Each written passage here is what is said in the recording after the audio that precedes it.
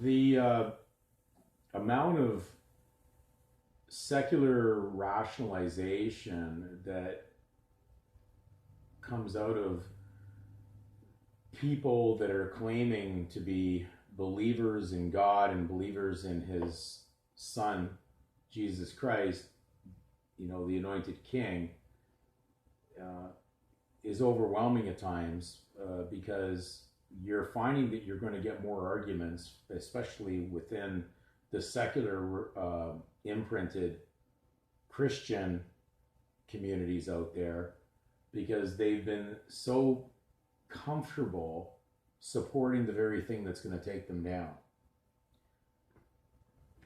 And so when I get comments from people, and I mean, these are people I've known for years, and they will say, well, so you're going to use our public roads and not pay for it. Now, I'm not going to really get into a big discussion on how ridiculous that statement is. We're just going to look at it from the perspective they're actually trying to make it look good that there's asphalt and tar. And all the nonsense we do, what we call modernization, supposedly improving the world, we haven't improved anything. We've destroyed it. We've ruined it. When you go into a big, huge parking lot of commercialization, where there's the big stores, and you're in a rainstorm and you watch that rain come down, and all it does is just bounce off of it. And I always saw that as a message that Satan's saying to God, you can't rain on me. Now, we know what happened in the days of Noah. The people, of course, had rebelled against God so much they didn't believe that he was going to rain on them. And certainly enough, he did. He brought rain on them, all right. And they all drowned. So the world that we're in is so dark and confused with that type of an individual who is so upset about you disturbing his unfounded belief in the way the world he thinks has to be so he can continue to do what he does, that they'll never wake up.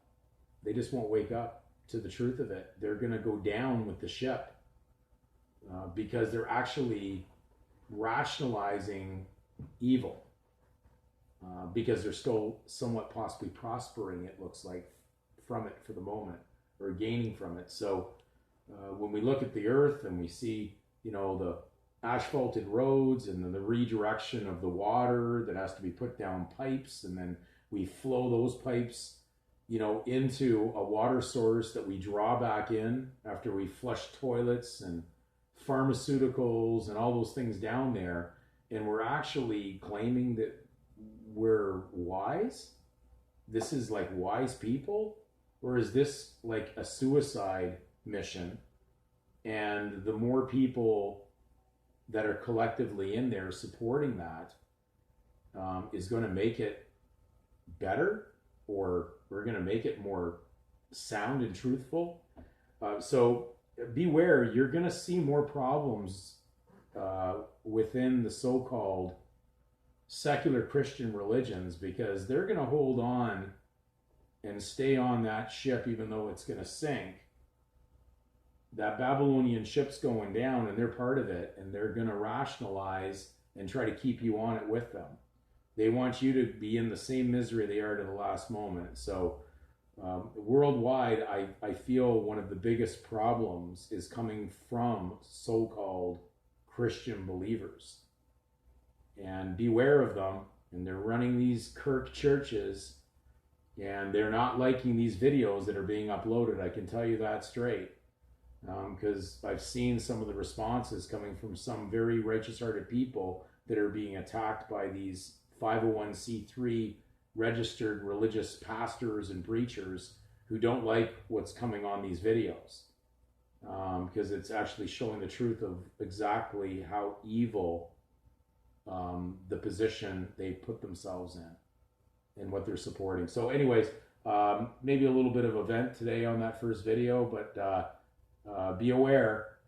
You're gonna find more deceivers within that supposed secular Christian faith, um, registered religious format than you're ever going to see from probably any other source.